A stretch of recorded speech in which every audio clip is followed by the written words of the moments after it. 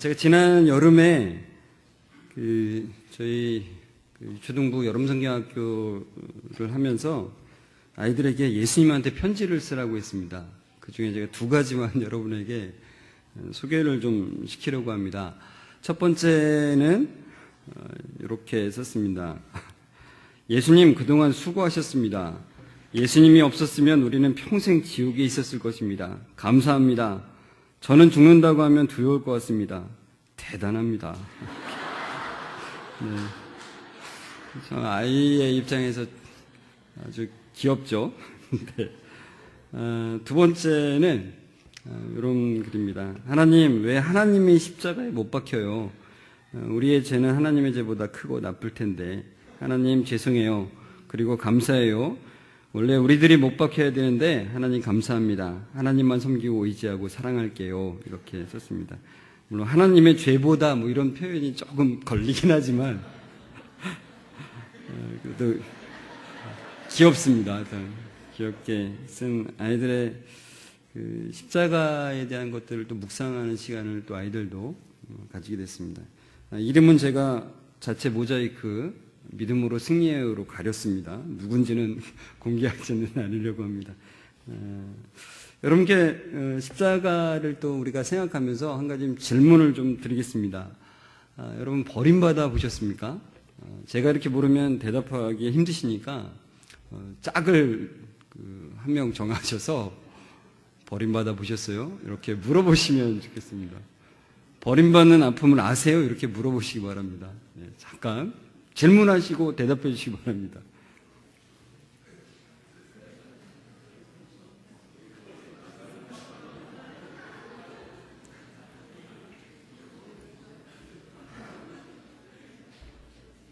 네. 제가 예배 전에 이현우 전사님한테 물어봤습니다. 버림받아 보셨어요? 그랬더니 순간 당황하면서 잘 모르겠는데요. 이렇게 대답하더라고요. 좀 애매하죠. 우리가 보통 잠시 버림받은 경험들이 좀 있을지 모르겠습니다. 얼마 전에 제 아내가 이 프로그램은 봐야 된다 그러면서 저를 제 손목을 끌어당기면서 TV를 같이 보게 하는 겁니다. 근데 그게 이제 무한도전이라고 하는 프로그램인데 거기에 배달의 무도라는 요즘에 그 코너를 하고 있습니다. 전 세계에 흩어져 있는 자기가 아는 지인에게 이 고향의 맛을 이렇게 요리를 해서 또는 음식 재료를 해서 또 요리하는 걸 연습시켜서 그 고향의 맛을 이 무한도전 멤버들이 이렇게 나누어서 아르헨티나도 가고 미국도 가고 독일도 가고 막 그렇습니다. 근데 그날 제가 본 거는 미국에 한국에서 입양된 한 여자분의 그 사연이더라고요. 신청자는 그 입양된 그 여자분의 그 언니분이 신청을 한 겁니다. 근데 어느 날 자기가 직장에서 일하고 했는데 연락이 왔어요. 자기 동생이 자기를 찾는다는 겁니다. 근데 자기의 동생이 있는 줄 몰랐는데 엄마한테 여쭤봤더니 동생이 있는 거예요. 그 엄마도 그 아이의 존재를 잊고 있다가 연락이 와서야 안 겁니다. 그 아이를 딸을 낳았을 때 그 시부모님이 딸이라는 이유로 그 엄마에게 보여주지도 않고 바로 입양 절차를 받아보는 겁니다. 그래서 엄마는 그 딸의 얼굴도 한번 못 보고 이제 그 아이가 입양된 것도 모른 채 마음은 아팠지만 어떻든 그냥 잊고 살았는데 드디어 그 아이한테 연락이 온 겁니다. 그 아이가 미국에서 이제 입양돼서 살다가 여군이 됐어요. 그래서 한국의 주한 미군의 신분으로 왔다가 입양 기간에 이제 문의를 해서 결국 찾아낸 겁니다. 만났으니 얼마나 참 이 아픔이 얼마나 크겠습니까? 어떻든 버림받은 그 아이가 그래도 건강하게 자라서 자기 눈앞에 왔고 그 엄마는 얼마나 그 아이에게 미안한 마음에 그냥 눈물밖에 흘리지 않는. 그래서 이제 그때 만난 이후로 또 한참 동안 또 떨어져 있는데 미국에 살고 있는 그 자기의 그 동생과 또 딸에게 음식을 또 장만해서 이렇게 무한도전 멤버들에게 그걸 배달을 시켰는데 다른 데 가는 사람들은 아마 음식을 보낸 사람이 직접 가지 않았는데 여기만 아마 간 것 같아요. 직접 언니와 엄마가 그곳에 음식을 먼저 유재석 씨가 배달을 하고서 그 다음에 뒤에 가서 배달하는데 그 만남의 순간순간들이 참 버림받음의 아픔이 얼마나 커다란지를. 그래서 제가 아내한테 그랬습니다. 보다가 도저히 못 보겠다고. 눈물 없이는 볼 수 없는 인생의 드라마라서 못 보겠다고 나왔습니다. 눈물이 막 나와서 도저히 못 보겠더라고요. 여러분, 우리의 살아가는 세상에는 참 버림받는 일들이 종종 있습니다. 어떤 경우는 부모나 친인척들에 의해서 아이가 버려지는 일들이 종종 일어나죠. 그리고 자식이 부모를 버리는 일도 있습니다. 예전에 우리나라에 고려장이라고 있었는데 현대판 고려장이 요즘에 또 있죠. 부모를 외국에 같이 나가서 외국 공항에 그냥 두고 자기들만 돌아오는 일들이 종종 있는 겁니다. 그리고 사람들은 또 자기와는 다르다는 이유로 또는 뭔가를 잘못했다는 이유로 경멸의 눈빛으로 그 사람을 바라봄을 통해서 완전히 매장시키는 거죠. 사람들 사이에서 매장시켜서 버림받게 만드는 그런 일들을 종종 우리는 벌입니다. 여러분, 버림받는다는 것은 실로 좀 아픕니다. 저도 이 버림받는다는 것을 생각할 때 어린 시절부터 기억하기 싫은 그런 경험들이 막 생각나면서 버림받는다는 것은 아프구나. 그러나 사실 저보다도 버림받은 그 깊이가 커다란 사람들이 또 많죠. 근데 그런 사람들을 보면서 우리도 인간의 그 사회에서의 버림받음도 다 헤아릴 수는 없는데 사실 오늘 우리가 본문에서 보면 이 버림받음이 나옵니다. 참 놀랍게도 제가 제목에 사실 버림받으신 예수님 혹시 놀란 분 없습니까? 제목 자체가 굉장히 충격이지 않습니까? 예수님이 버림을 받으셨다는 거예요. 우리가 오늘 읽은 그 본문을 보면 바로 예수님께서 엘리 엘리 라마 사박다니, 이 뜻은 바로 나의 하나님 나의 하나님 어찌하여 나를 버리셨나이까 라는 뜻입니다. 그 엘리 엘리는 히브리어로 나의 하나님 이런 뜻이고요. 라마 사박다니는 아람어입니다. 아람어로 어찌하여 나를 버리셨습니까? 라는 뜻입니다. 이 마가복음에 의하면 예수님은 오전 9시경에 십자가에 달리셨습니다. 그리고 3시간 정도 계속 십자가에 달려 있다가 여기 보면 제6시는 바로 우리 시간으로 지금 시간으로 12시를 말합니다. 낮 12시. 그리고 몇 시까지요? 제9시니까 오후 3시까지 3시간 동안 온 땅에 어둠이 임한 겁니다. 어떤 사람들은 이 3시간 동안의 어둠을 무슨 일식 현상이 일어난 거 아니냐 이렇게 설명하는 사람이 있는데 이 6월절 기간에는 절대로 그 월식 이런 현상이 일어나지 않는 때입니다. 그러니까 그냥 보통 우리가 겪는 자연 현상이 아니라 하나님께서 우리에게 특별히 보여주신 그런 현상이라는 거죠. 특별한 하나님의 섭리가 나타난 일이라는 거죠. 예수님께서는 크게 소리질러 말씀하셨다고 합니다. 여기서. 근데 예수님은 지난밤에도 거의 주무시지 못했고 거의 신문당하고 책찍질당하고 계속해서 고통을 당하시던 그런 시간이었기 때문에 체력이 완전히 바닥. 십자가에도 지금 3시간 정도 달려 계신 상태인데 그러니까 완전히 힘이 거의 빠진 상태였는데도 예수님은 아주 큰 소리로 외쳤다는 거죠. 근데 이 외침의 그 의미를 사실 설교하는 저도 사실 다 모릅니다. 왜 모르는 걸 설교하냐고요? 우리로서 알 수 없는 부분이 너무나 큽니다. 우리가 알 수 있는 것은 참 작은 뿐이죠. 그러나 그 작은 부분이나마 하나님께서 우리에게 알려주신 것을 좀 같이 시간 나누었으면 좋겠습니다. 여러분, 이 3시간 동안의 어둠이 있었던 이 시간은 하나님의 진노가 그 아들에게 부어지는 시간이었습니다. 예수님이 시험받고 고난받는 모든 것이 하나님의 진노였고 심판이었다는 거죠. 그러나 이 어둠이 임했던 이 세 시간은 특별한 시간이었다는 겁니다. 특별한 시간. 창조일에 이렇게 완전한 어둠이 임했던 시간은 없었던 그런 어둠. 그 이야기는 하나님께서 친히 당신 아들에게 그 얼굴을 돌리신 시간이라는 겁니다. 빛이신 하나님이 완전히 당신의 아들에게서 그 얼굴을 돌리신 것을 보여주는 시간인 거죠. 아담 이래로 죄 지은 인간에게 집중적으로 모든 하나님의 공의의 진노를 쏟으신 시간. 그래서 예수님께서 가장 극심한 고통을 겪고 계셨던 시간이라는 것입니다. 우리는 보통 예수님의 십자가를 생각하면은 그 육체적 고통이 얼마나 크셨을까.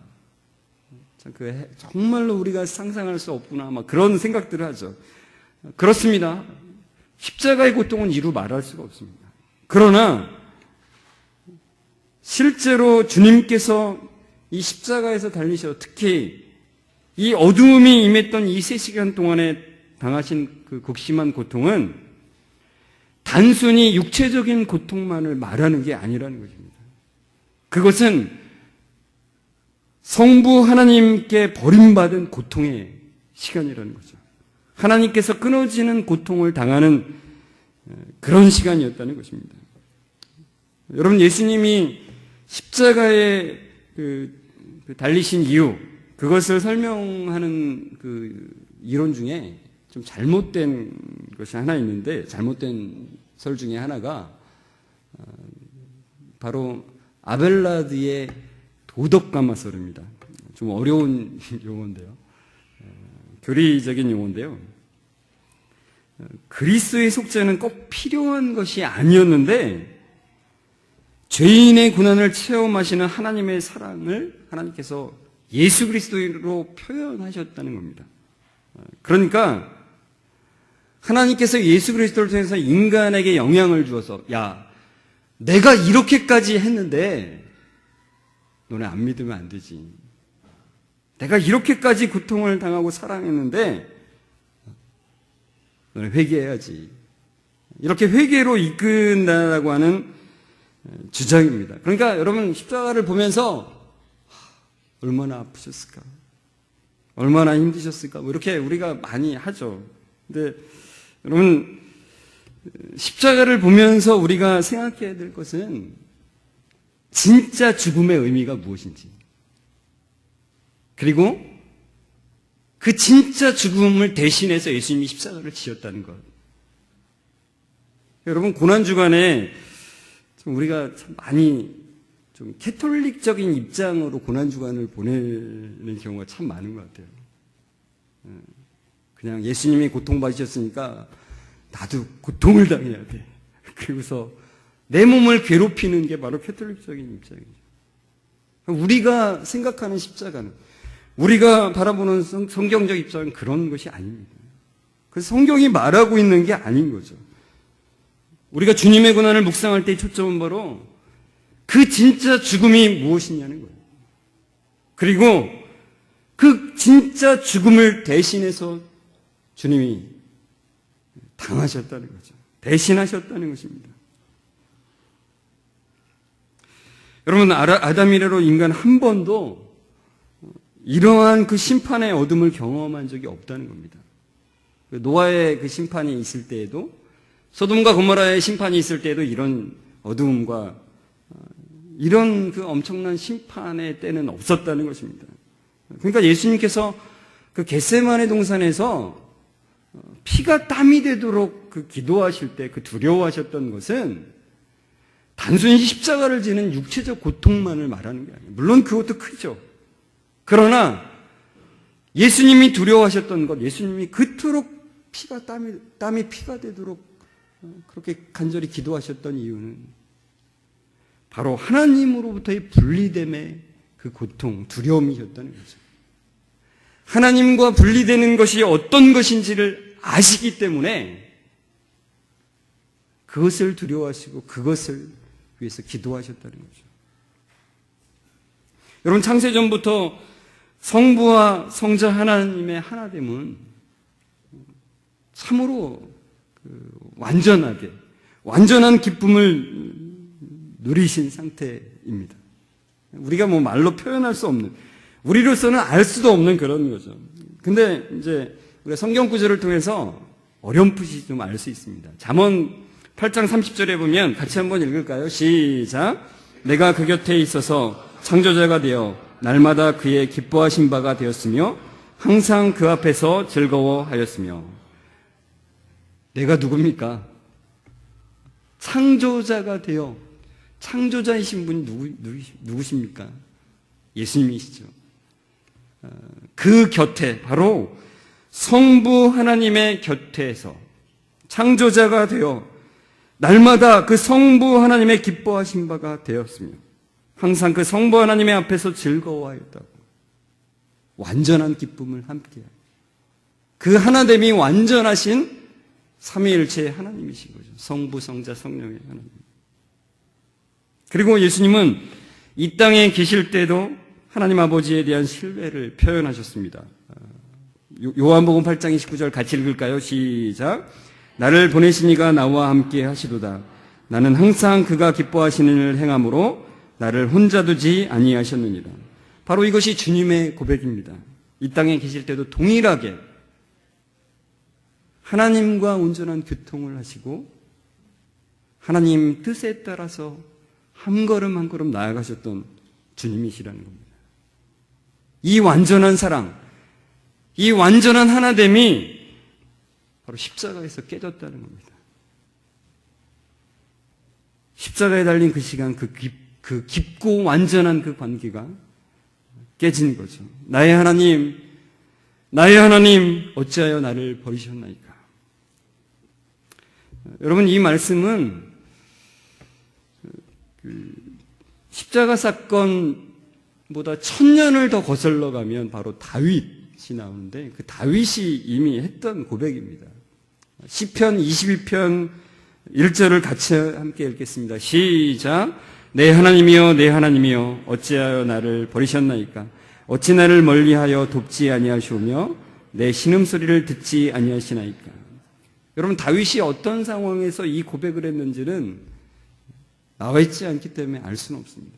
그러나 분명히 다윗이 하나님이 나를 버리셨나 보다라고 느낄 때 이 고백을 했겠죠. 하나님이 나를 버리셔서 내가 이런 상황에 있나 봐. 도저히 견딜 수가 없는 이 상황 내가 어떻게 해야 되나. 이렇게 고통스러워하면서 이 고백을 한 것이죠. 내 하나님이여, 내 하나님이여, 어찌 나를 버리셨나이까. 그런데 여러분, 이 외침을 참으로 외칠 분은 예수님밖에 없다는 걸 우리가 알았으면 좋겠어요. 왜냐하면 하나님은 다윗을 버린 적이 없기 때문입니다. 그냥 버림받은 것 같을 뿐이었죠. 여러분, 우리도 그렇지 않습니까? 제가 아까 말씀드린 것처럼 우리가 받은 것 같은 느낌이 들 때가 있죠. 그러나 그것은 느낌이라는 겁니다. 온전하게 버림을 받으신 분은 예수 그리스도밖에 없다는 것. 그게 바로 우리 믿음이라는 겁니다. 하나님은 예수님을 버리셨습니다. 실제로 버린 것은, 그것을 경험한 분은 예수님밖에 없다는 것입니다. 십자가에서 아버지께서 아들에게 주사 영생을 얻을 모든 자의 죄를 짊어지고 진노의 잔을 받으시되 최후의 한 방울까지도 남김없이 받으셨답니다. 그래서 예수님은 그렇게 외칠 수 있었습니다. 나의 하나님, 어찌하여 나를 버리셨나이까. 이것을 말할 사람은 다윗이 아니라 바로 예수님이셨다는 거죠. 여러분, 예수님이 어찌하여 나를 버리셨나이까? 라고 묻는 것은 단순히 고난의 이유를 묻는 것이 아니죠. 죄를 알지도 못하는 그분이 이 심판대에 선 것에 대해서 다윗이 한 말을 인용하면서 말씀하시는 거죠. 예수님은 그 이유를 아셨기 때문에 기쁨으로 그 길을 가셨다는 것입니다. 다윗부터 1000년을 더 거슬러 올라가면 우리가 만나는 믿음의 사람이 있죠. 바로 아브라함입니다. 이 아브라함이 그 이삭을 바치라는 명령을 듣고 모리아산으로 가서 그 아들을 그 제단 위에 올리고 칼을 겨눕니다. 이것은 바로 십자가에서 죽으실 예수님을 상징합니다. 그러나 이때는 아브라함은 실제로는 찌르지 않았죠. 실제로 찔린 것은 어린 양이었죠. 아브라함은 그의 아들 이삭을 찌르지 않았지만 하나님은 그의 아들 예수님의 심장을 찌르셨다는 거예요. 완전히 버리셨다는 거죠. 조금 더 올라가면 아담과 하와가 나옵니다. 최초의 사람 아담과 하와. 창세기 2장 7절에는 네가 먹는 날에는 반드시 죽으리라고 말씀합니다. 선악을 알게 하는 나무 열매를 먹는 자는 반드시 죽으리라. 그런데 먹었죠.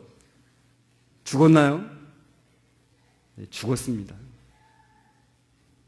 그러나 하나님께서는 아담과 하와에게 그 완전한 진노를 즉각적으로는 쏟지 않으셨습니다.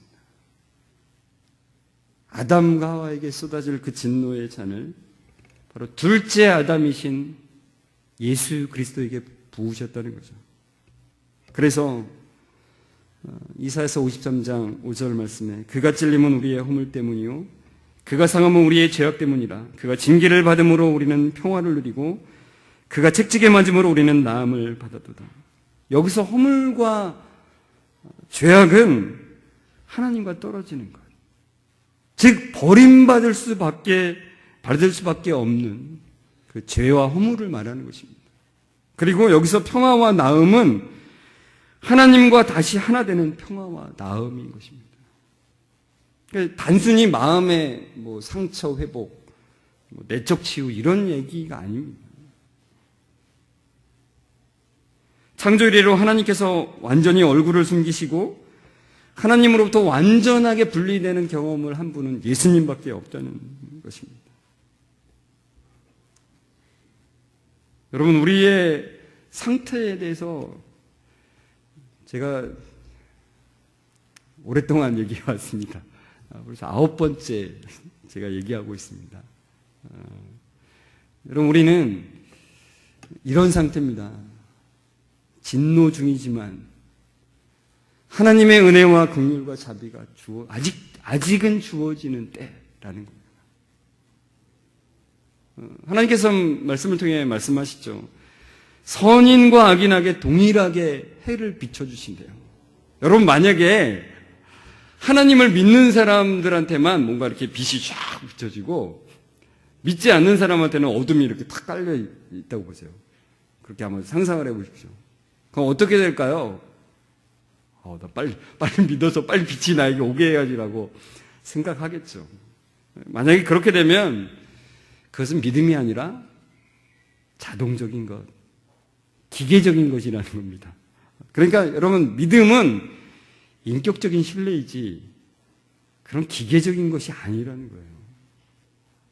여전히 하나님은 은혜와 긍휼과 자비를 우리에게 주시고 있다는 것은 여전히 믿음을 찾고 계시다는 것입니다. 여전히 인격적인 신뢰로 나아올 사람들을 찾고 계시다는 거예요. 여전히 지금도 그 은혜의 기회가 주어져 있다는 거죠. 그런데 우리는 여전히 우리가 진노 중에 있다는 것을 알지 못하고 잘 살만하네 이렇게 생각할 때가 참 많다는 거죠.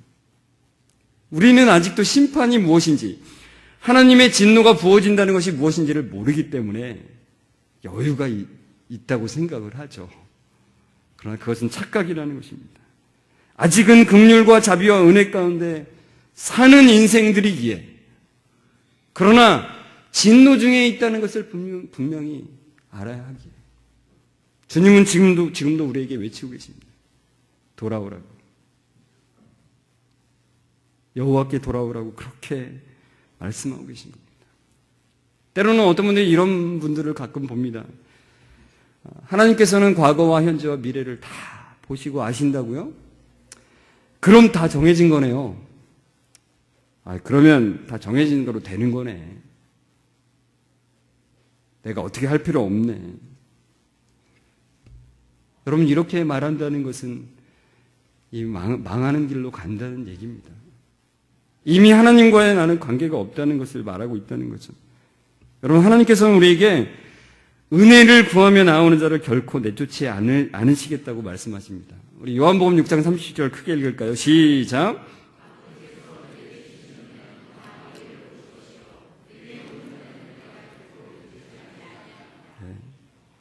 내게 나아오는 자를 주님께서는 결코 내쫓지 않으시겠다라고 약속해요. 우리는 이 약속을 믿고 나아가는 자들입니다. 주님, 저를 진노 중에서 구해 주십시오. 저 대신 그 진노를 받으신 주님의 보혈 아래 있게 해주십시오라고 주님께 나아가는 것입니다. 그때 주님은 결코 내쫓지 않으신다라고, 결코 그런 자를 거절하지 않으신다라고 우리에게 약속하셨습니다. 우리가 믿는 것은 바로 이 약속이라는 거예요. 약속. 하나님의 약속을 붙들고 나아가는 것입니다. 다른 것으로는 나아갈 수 있는 어떤 것도 없어요. 자격도 없고, 그럴 만한 건덕지도, 그럴 만한 착한 일도 우리에게는 없습니다. 그렇기 때문에 그 약속을 붙들고 은혜를 베푸시겠다라고 하는 그 약속 주님께서 주시지 않았습니까? 은혜를 베풀어 주십시오라고 붙들고 나아가는 거죠. 여러분, 그래서 이 버림받으신 예수님이라고 하는 제가 제목을 잡은 것은 바로 하나님 공의의 진노를 홀로 받으신 예수님이라는 것입니다. 예수님은 죄인들을 향한 그 하나님의 진노의 잔을 한 방울도 남김없이 받으셨다는 거죠. 자녀들에게 주어질 진노가 조금도 남지 않도록. 이것이 하나님의 거룩함이고 하나님의 의로우심입니다. 예수님은 우리의 죄값을 대신 치르셨습니다. 누구에게요? 누구에게요? 사탄에게요? 맞으시면 고개를 끄덕여 주시기 바랍니다. 네, 역시 똑똑하십니다. 사탄에게가 아니라, 그렇게 주장하는 사람들이 있습니다. 사탄에게가 아니라 바로 하나님의 공의에 그 값을 치르셨습니다. 하나님의 공의는 이랬다 저랬다, 어떤 땐 이렇고 어떤 땐 저렇고 하는 그것이 아닙니다. 한결같으신 그 하나님의 공의에 절대 봐주는 것이 없는, 그래서 그것이 믿을 수 있는 그런 공의라는 것입니다. 그 하나님의 공의에 예수님께서는 모든 우리의 죄값을 치르셨다는 것입니다. 모든 사람이 아니라 하나님의 은혜, 주님의 은혜를 구하며 나오는 그 주님의 자녀들의 죄값을 하나님의 공의에 치르셨다는 것입니다. 그래서 하나님께서는 이 말씀을 하실 수 있는 거죠. 같이 읽을까요? 시작. 예수께서 신 포도주를 받으신 후에 이르시되 다 이루었다 하시고 머리를 숙이니 영혼이 떠나가십니다. 다 이루었다. 그 값을 하나도 남김없이 다 치르셨다는 것입니다. 하나님의 공의에 그의 자녀들의 모든 죄값을 완전하게 치르셨다는 것입니다. 여러분, 제가 그 다음 그 문장에 밑줄을 그어놨습니다. 머리를 숙이니 영혼이 떠나가십니다. 여러분, 보통 사람은 죽으면 고개가 떨궈지지 않습니까? 근데 여기서 우리에게 굉장히 중요한 말을 해주고 있어요. 예수님은 머리를 숙이시고 그리고 영혼이 떠나가셨다고 했습니다. 기꺼이 하나님에게 버림받는 것이 무엇인지 아시고 그 가운데 들어가신 것입니다. 기쁨으로 그의 자녀들을 사랑하는 마음으로 십자가를 지시고 죽음 가운데로 가신 것입니다. 그리고 이제 다 이루셨고 머리를 숙이시고 그 영혼이 떠나가셨다는 것입니다. 어쩔 수 없이 그 길을 가신 것이 결코 아님을 우리에게 말씀해 주고 있는 것입니다. 바로 십자가에서 하나님의 외면을 당하며 버림받으신 그 예수님이, 그 예수님을 믿는 모든 자들의 죄를, 그 심판을 모두 받으신 것이죠. 그리고 예수님은 우리 대신에 그 외침을 외치신 거예요. 나의 하나님, 어찌하여 나를 버리셨나이까. 그래서 여러분, 2000년 전에 예수님께서 십자가에서 받으신 이 버리심으로 말미암아서 나의 심판이 같이 함께 이미 받아지게 된 것입니다. 나의 죄값이 그리스도에게 다 치러진 것입니다. 그래서 요한복음 5장 24절 말씀처럼 내가 진실로 너에게 이르노니 내 말을 듣고 또 나 보내신 이를 믿는 자는 영생을 얻었고 심판에 이르지 아니하나니 어디에서요? 사망에서 어디로요? 생명으로 옮겼느니라. 이제 우리는 주님과 함께 그 하나님의 공의의 진노를 받았기 때문에 더 이상 하나님 앞에 심판받지 않는다는 것입니다. 예수님이 대신 받으셨기 때문입니다. 하나님께서는 그 중보자를 버리셨습니다. 그래서 그 시간 그 자리에서 그가 대표하는 모든 죄인들을 함께 버리셨고 심판하신 것입니다. 그래서 예수님이 다 이루셨다라고 말씀하신 것입니다. 여러분, 이것을 우리가 이 말씀을 보면서 하나님을 믿는 사람들은 이런 의미를 가질 수 있습니다. 예수님이 대신 버림을 받으셨기 때문에 우리가 살아가는 순간에 버림받았다고 하는 순간이 있죠. 여러분, 참 어떤 실수든 고의든 우리가 뭔가를 잘못해서 모든 사람에게 비난을 받을 때가 있죠. 얼마나 모든 사람에게 버림받은 느낌이 나겠습니까? 그러나 제가 뭐라고 말씀드렸습니까? 다윗이 나의 하나님 어찌 나를 버리셨나이까 라고 말할 때 그것은 실제로 하나님은 그를 버린 적이 없다라고 했습니다. 그 버림을 받은 분은 예수님밖에 없기 때문에 여러분, 그때 이 말씀을 기억하십시오. 사람들에게 경멸의 눈빛을 받은 그 순간에도 이 말씀을 기억하십시오.